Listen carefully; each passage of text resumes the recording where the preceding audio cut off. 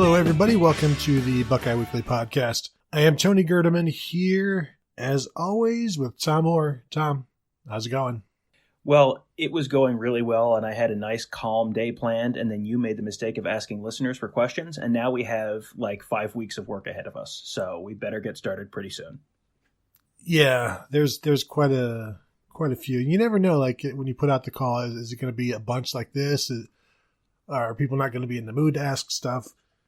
Especially when a podcast like ours, where our listeners are so knowledgeable, it's like, we know we don't have any questions. We know everything because we're knowledgeable listeners. We got good questions though, like interesting questions. Yeah, there's a gamut. I have thoughts, and we're covering a lot of different ground. You want to get started?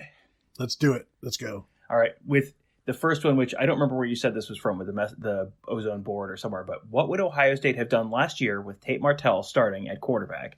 And I will just give the answer that is canon on this podcast: 15-0 national champions. Gerd, what's your answer? I was thinking Super Bowl, actually. Like, you play so well, how do you deny a team that next step? Nobody's ever looked as good as the Buckeyes would have looked with Tate Martell. And the NFL, staring at that, thinking, holy cow, I mean, these guys are better than the Patriots. They're better than the Chiefs. You look at the Chiefs and you're like, Patrick Mahomes is like a poor man's Tate Martell. Why don't we invite these guys over? Let's have a friendly game. Soccer does it all the time. I'm sure that, Ohio State plays the crew in soccer at times. Why not let the Buckeyes with Tate Martell 15-0 try to go 16-0 against the NFL? And I think, I don't know, Buckeyes minus 7.5. That's the line I would throw out there with Tate Martell. Probably. How do you feel about that? I think the real question, Tate Martell versus miniature Ditka. Who you got? But, I'm looking through this. One of the reasons I think the Buckeyes could have been pretty fine with Tate Martell, and I think I said the same thing about 2018, although for different reasons. Maybe 2018 I was just wrong. 2019, no, it had to be 2019 I was talking about before. This defense is pretty good. That defense was. And so they could have survive some quarterback mistakes. Not that Tate would have made any, but if he did, when you got a defense that's given up 13, 10, 12 points here and there, Tate Martell by himself is going to score 4 touchdowns and probably kick 4 extra points by himself, because I'm sure he would have been the best kicker on the team too. No offense to Blake Hallbeal, but we're talking about Tate Martell. But, Florida Atlantic, Cincinnati, Indiana, Miami of Ohio, Nebraska. I'm just running down the list. Ohio State's defense is killing all of these teams. And you don't need much from Tate Martell. So, at what point, just looking down the schedule against Penn State, November 23rd is maybe when you start needing some kind of superior play out of your quarterback. And by that point, you're already 10-0. So, do they beat Penn State? I don't know. Do they win at Michigan? Ohio State has won the last 2 years against Michigan with really good quarterback play. If they had just gotten bad quarterback play, do they win? Probably not. Would Tate Martell have been better than bad? Going against Cannon, the whole thing in Miami is concerning. But again, nobody goes to Miami to succeed at football. That's not how you do it. But I think 10-0 with him starting isn't outrageous, because where would the difference between Fields and Martell have been exposed before then? Well, that's the thing. Like, the difference between Fields and Martell is, instead of winning by 30 points every week, you're winning by 17 points every week, or 20 points every week, or whatever. There's a difference. There's a gap. But Ohio State was overall just so much better than everyone else they played last year that even if you take 2 touchdowns off their score most weeks, they're still winning by 1 billion. So, yeah, I think 10-2 is kind of the floor for that team, with any kind of replacement level quarterbacking. That's probably about right. I can't see them going 8-4, and you don't know how life is going to be going for him if he's the starting quarterback. Does that keep him focused? Does that keep some of the off field stuff, make that less of a concern? He's probably, the results you saw in Miami, I don't necessarily hold those against him. He was a solid enough quarterback at Ohio State in 2018 that they found a way to get him on the field. And they believed in him enough that they felt the need to get him on the field. Because if it was just purely, well, we've got to keep him here, then, and they didn't think he could play, this is Ryan Day, this is Kevin Wilson evaluating this, Urban Meyer, and they evaluated that it was worth having him on the field. So obviously his game is better than it looked like at Miami. I mean, there's also been all sorts of speculation and reporting on why things may have fallen apart at Miami, but the fact that you go to Miami, that's what happens. A lot of times it just kind of all falls apart because it's about everything but football. So, yeah, I think 10-2 is a reasonable guess for what last year could have looked like if Tate Martell was a starting quarterback. And you could sell me on 11-1. You could sell me on maybe they win out and they were just so much better than everyone they played during the regular season that they do win, but you've got some closer games. You mentioned the off the field or his attitude. I wonder what kind of monster he would have been as a 10-0 starter at Ohio State. Because you don't think of him as kind of this understated guy. He was a cocky dude, telling Justin Fields, don't swing and miss or whatever. Like, okay. But also maybe when I say shallow, I mean it in the normal sense, but then also thinly veiled, not very able to withstand the pressure. And we saw that with him deciding to transfer. Now, again, I don't know why you go to Miami. That's not what he does. That was, to me, that was just, you know what? I wouldn't mind going to Miami right now. And, there's also a college there. Let's try it out. And so that's how that was. I don't know that they beat Wisconsin with him, because if we remember, the Ohio State was not looking very good in that game.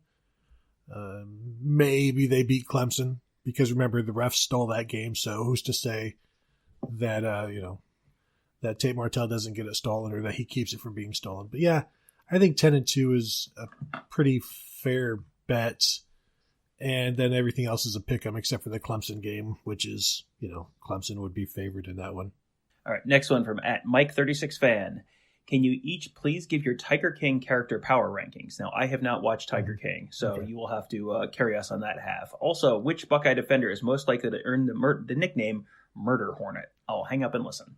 Well, since you haven't watched it, and it's months ago now, so it's kind of, I know people are still talking about it. The power rankings is number one, Carol Baskin, and everybody else is behind her because she's free. She's not in prison. She's not been taken into custody. So she's at the top. One of the things that bothers me about this Tiger King thing is, like, 1 day or 2 days ago, I see Nicolas Cage is set to star in a TV show as the Lion King. And I'm thinking, this is amazing. I want to see this because he will be perfectly crazy as Joe Exotic. However, I see it's on CBS, and immediately I'm like, this is not, how do you put Joe Exotic on network TV? And then there's like 2 other shows in development as well. So it's going to be run into the ground, which is unfortunate. If you put this Nicolas Cage, Joe Exotic show on FX or Showtime, you're talking probably the greatest show of all time. But if you're just going to throw it on CBS, I mean, it's like NCIS Tiger Farm, and doesn't interest me as much as it could. What do you got on the Murder Hornet? Well, I mean, from what I understand, Carol Baskin could be the Murder Hornet. That wouldn't be bad.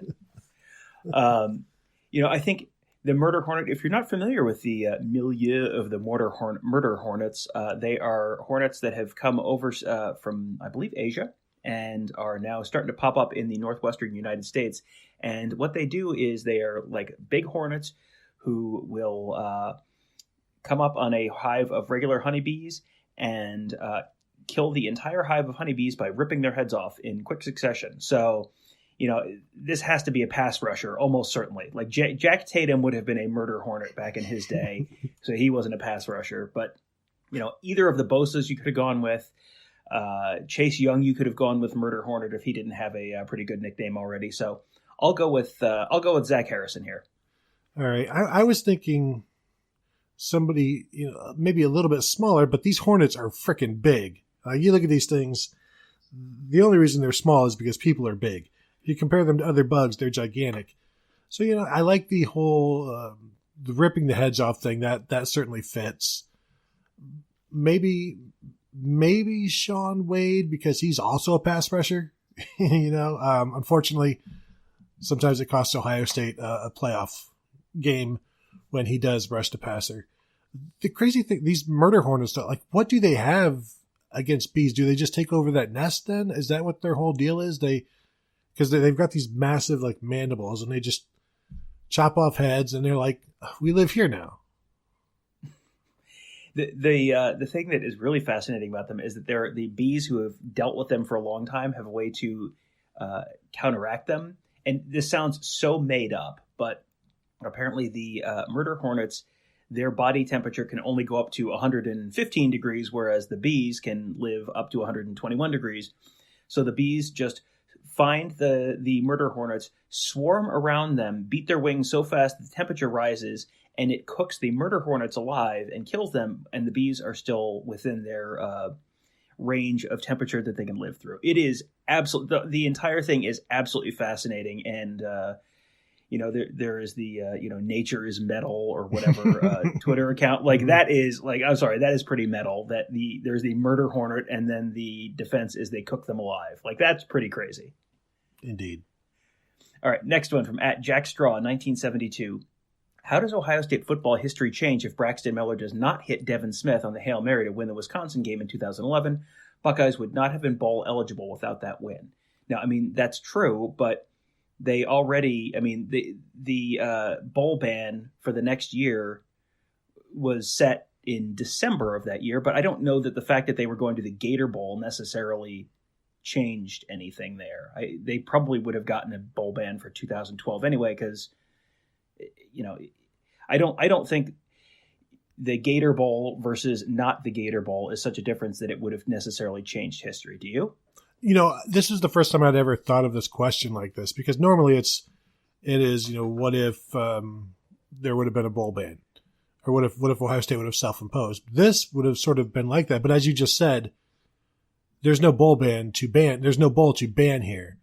So they still would have done it. This takes away Gene Smith's opportunity to self-impose the bowl ban, which is what would have helped. This doesn't change 2012, because this doesn't change the bowl ban, because the NCAA still had a punishment to hand down, and that incorporates the bowl. So yeah, I'm with you. Initially, I was like, yeah, that would work, but it's like, no, because there's no pound of flesh there. And, Gene Smith could have given it to them in 2011 with that 6-win team, but, as we know, he did not. And so Ohio State did not win the 2012 national championship, not to spoil anything. But yeah, I don't think it changes anything. I initially thought it did, but you explained it well. Yeah, and the time that you would have gotten the sort of pound of flesh idea from that would have been if they had self-imposed a bowl ban before the season, or over the summer, or in early September, when a bowl ban still looked like it was going to be a pretty meaningful thing, because they had gone to the Fiesta Bowl and the Sugar Bowl the years before that. But if you self-impose a bowl ban in December or late November, it's like, okay, you already know you're not really losing anything meaningful. If you self-impose it in August, even if you end up with a 6-6 team, it still seems like a little bit more of a, we're taking this seriously kind of punishment. So that's something that I think maybe gets a little lost in the timeline there, is if you can do it if you go ahead and do it proactively during the summer, then it feels a lot more real. Mm-hmm. And then you can sort of write off the 6-6 season as well. They had nothing to play for. So, that maybe makes it even more likely that you don't get a bowl ban in 2012. I think that's one of those unanswered questions, because I am of the opinion that there would not have been another year added to the postseason ban if Ohio State self-imposes, no matter when they did it. And I know other people believe that, like you're saying, you self-imposing that late doesn't really do anything, and they're still going to want that second year, to which I would say, but they only won after 1 year when they had to do it themselves. Like the NCAA only grabbed the 1 year instead of 2, which is what we're talking about if we think the NCAA wouldn't have been happy with that December bowl ban in 2011. But the NCAA is not going to talk about it. No, definitely not. Next one from Matt, Buckeye Tie 23. If the season gets moved to spring, number 1, does Justin Fields play or prepare for the draft? And number 2, if he doesn't, would this be the biggest what-if season ever? Tom, do you think there's any way, if the season gets moved to the spring, that Justin Fields plays?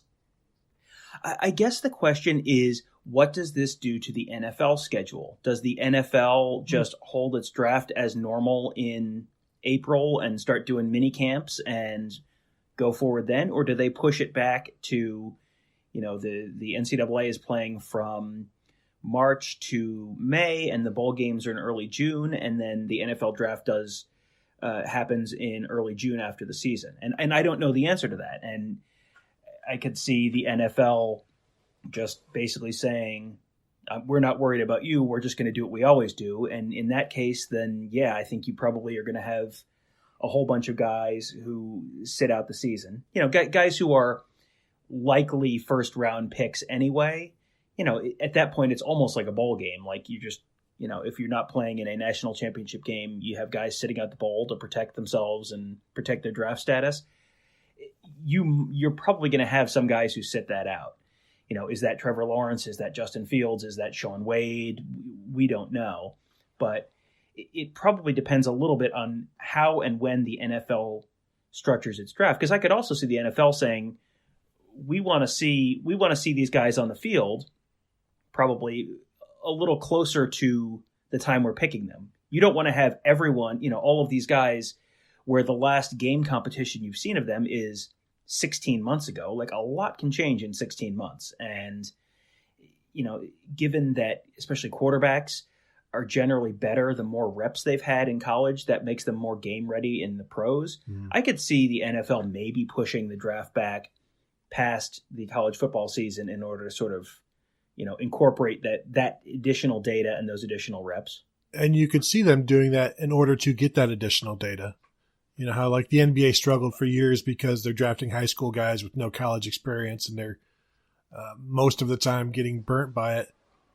If they want as much information as they can get, you do wonder though if college football is moved to the spring, which would be start the season in February, something like that. When is the NFL starting? Are they starting on time? And if so, then you wonder, like, well, why wouldn't college football start a little bit sooner than that?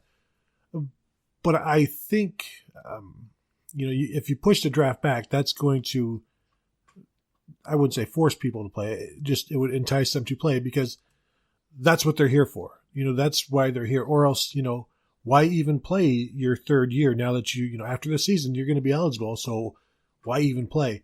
At some point, this is what you do. You play. And if the draft is in June instead of April and the season runs from February to, June, so the draft would say be maybe July, why wouldn't you play this? That's why you're here. You enjoy it. And now the NFL is asking you to, hey, it would likely be in your best interest. Although, as we know, the NFL isn't going to punish somebody for not playing if they want them. So it's going to take one team to be okay with somebody sitting out. But guys don't sit out an entire season in order to not get hurt. Now you're talking, if things would change, maybe they'd sit out, the season and then a couple of months before the draft. I think as long as you've got a month or two after, like if there's a month or two separation of the draft and the end of the season. So now you're talking like 5 or 6 months between the start of the season and the draft. You're going to play. I think most guys would, unless, like these are the top of the line guys. But again, Justin Fields with one season as a starter. But another thing, Tom, now all of these guys, well, no, they won't have agents yet. That'll start next year. So you would have, like, if everybody has their name, image, and likeness agents, they'd be like, you know what, maybe we don't need to play this year. We'll get you taken care of, because agents are probably not going to want players to risk themselves.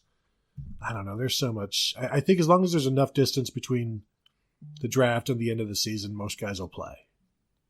Well, and then the thing where you will see a major impact is bowl games, where if your team is not in the college football playoff, whatever the college football playoff looks like this time next year, if your team is not in the college football playoff and you're just playing in the Outback Bowl or whatever, you're going to see guys, as soon as that regular season is over, peacing out and going to get ready for, whatever the combine looks like or whatever they're doing at that point.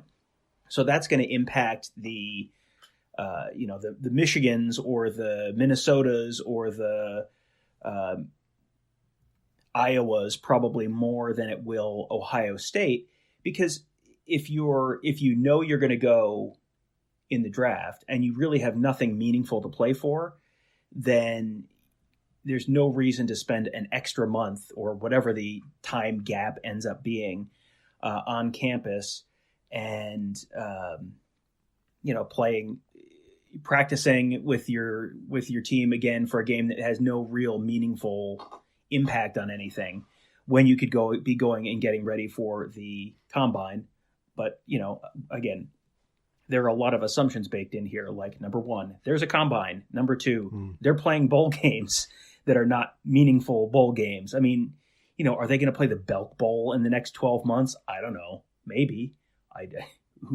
There are so many variables there that it's hard to guess at this point. But yeah, there's, as far as if it's one of the biggest what if season ever. I mean, if Ohio State loses, if college football doesn't play, or Ohio State loses a whole bunch of really key players off of what is definitely considered a national championship front runner, if not, outright favorite. Yeah, that's up there for sure as as a what if season. I mean, outside of like weird fluky games, what if they hadn't lost to Michigan in 1996, or what if they hadn't lost to Michigan in 1969? I mean, as far as like an entire season, yeah, that's got to be right at the top of that list. Yeah, I view Ohio State as the favorite based on what they've got coming back and the firepower and skill and all of that. What if seasons? I go back to 2003. What if Maurice Claret had come back, because that was a team that was one game away from a national title, or from playing for it, if they beat Michigan, even with that loss to Wisconsin, assuming that loss even happens. But this one, it would be, because there's so much that is going to be fun about this season. And I'm just thinking of Justin Fields throwing to Chris Olave and Garrett Wilson and all of these freshmen, just the passing game alone. And then not even thinking about Zach Harrison and all of the defensive ends, finally getting a chance to see all of these young defensive tackles, the 4 or 5 running backs that Ohio State has now, Gunnar Hoke. There's just a lot to watch and to experience. And if it doesn't happen, yeah, it's the biggest what if season, because they are good enough to win it all. Ryan Day, is not happy about the way last season ended. So it's also a motivated group.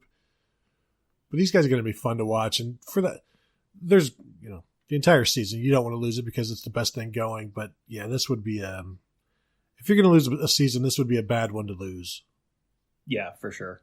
Next one from @Henning_C. If Ohio State was an action hero, would it be Stallone or Arnold? I'm going to let you weigh in on this one first. I was thinking about this one. For me, I see Ohio State more as Sylvester Stallone because they are more versatile. They can do different things. They can be Rambo. They can be an arm wrestler and over the top. They can be Rocky. They are able to do many different things. They're not a one note, muscle bound. Even though, let's face it, Sly is ripped, but you're not just thinking like you look at Arnold. You're like, he's a bodybuilder. Sylvester Stallone is he's more versatile. He can do different things. He can run the ball. He can throw the ball. He can defend it. Whereas Arnold is more of a you know what you're going to get with him. So I don't know if that's Michigan and Ohio State. Is Sylvester Stallone the more versatile, the more well-rounded, Oscar nominated, all of that good stuff. Can write his own things. Does that. More talented all around. I'm going to guess better at the box office. Whereas, how Michigan has a nice catchphrase of those who stay will be champions. Then, Arnold has his, I'll be back. So maybe they are kind of similar in that way. And it's like, well, that's fine. We everybody liked Kindergarten Cop. That was great. But Stallone just has more. He can do more things, has done more things. And so that's where I am. Where are you? See, I think your those who stay will be champions versus I'll be back thing kind of falls apart because Arnold really was back. So that's not, if one is true, it's not really the same. See, I think I look at this as a completely different point of view, which was Arnold Schwarzenegger is 6'2". Sylvester Stallone is, I looked up the listed height for him, and it's listed at 5'10", but it says, I read something else that said he's usually 5'9", but he wears elevator shoes, like shoes with lifts in them to make himself look taller. So, I mean, if you've got the big, bad, invincible looking dude, that makes Schwarzenegger Ohio State to me. And Sylvester Stallone, like, imposing, but definitely not at the same level. Like, you could see them, see him get, slipping in a lucky punch and knocking, landing a knockout blow. Sylvester Stallone, especially with the elevator shoes, trying to make himself look bigger than he is, that's more like a mid-2010s Michigan State to me. Like, there's obviously a direct parallel to Nick Saban with the shoe lifts and height issues, but it's the rest of the Alabama program is extremely Arnold Schwarzenegger to me if we're going that way. So and really that's how I looked at it. Okay, and you're forcing me to think about this, and you know how I hate being forced to think about stuff. Rocky isn't really an action movie until maybe Rocky IV. But what I was watching just this past week was Commando, which is an all-time great action movie where Arnold Schwarzenegger has to save his kidnapped daughter. Predator is great. Terminator, anytime it's on, I have to stop and watch it. It's better than Terminator 2, and Terminator 2 is great. I'll even watch the other Terminators that came later because, you know what, maybe I do appreciate Arnold, but I was just thinking of the actors. But the question is action hero. And why would I reference, Sylvester Stallone wrote Rocky. That's great, Tony. But what does that have to do with him being an action hero? And you say that like that, and I can't argue with you. To reference his writing ability is almost a check mark against him. And then you throw the lifts in the shoes. And I feel like I didn't answer the question as it was written, and for that I apologize. And I don't like speaking against Commando because it is classic. I did watch First Blood the other a week or so ago, which was the first Rambo. The last Rambo is actually I haven't finished watching that one. That one's pretty. The last couple of Rambos, Terrible. Tom. Well, I was going to say really, really violent. I think Rambo 4 or 5, which was just maybe like 10 years ago, he rips out a dude's throat, like with his hands. So that's pretty crazy. I don't know if that's action so much as it is just gore, you know? That's more Tony Mandarich era Michigan State football then. That's more old school 1950s college football practice. Just, if you wanted to get rid of an 8th team fullback, you would grab his throat and rip out his trachea and then bury him behind the bleachers and say, you know what? He walked off into the field and we never saw him again. That's how you've heard of walk-on players, right? Well, exactly. Here's a walk-off. That's where buried on the depth chart became a phrase that people used in college football. So, gosh, I might have to side with you, Tom. And you know how much I hate that as well. But you brought in logic and you also answered the question, which I failed to do. And then you mentioned just the whole lifts, trying to make yourself appear bigger than you are. Yeah, I can see that. So, dang it, I don't. We started the podcast with the podcast canon that Tate Martell is the greatest quarterback in college football history. I think we have to end it now since we had the podcast canon that I'm always right about all this stuff and you're always wrong. I think we just came. Did we just come full circle? I think we did. Yeah, we'll go ahead and end this show. I don't know if I'm not sure if I'm going to put it out though. I don't like where we traveled. Now, we do appreciate you all listening.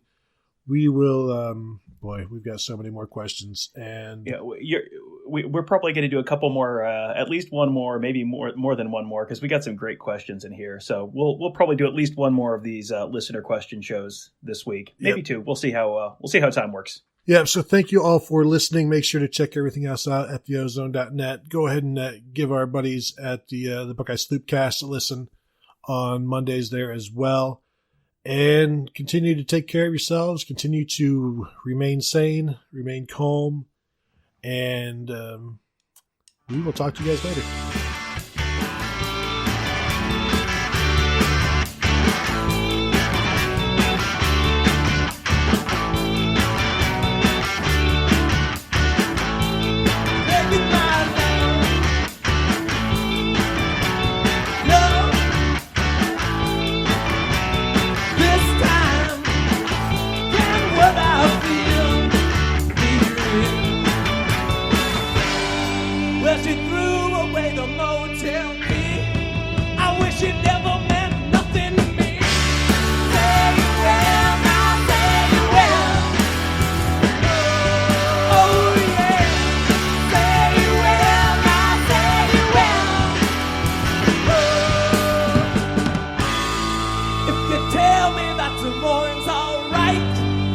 Steal a car and leave tonight.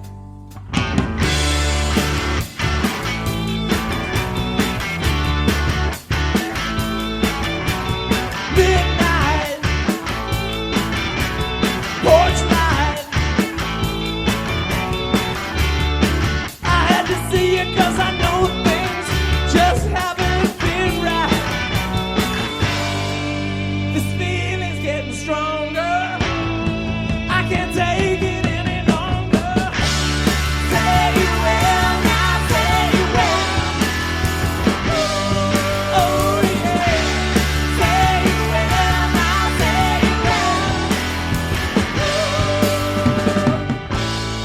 If you tell me that tomorrow's alright, we can steal a car and leave tonight.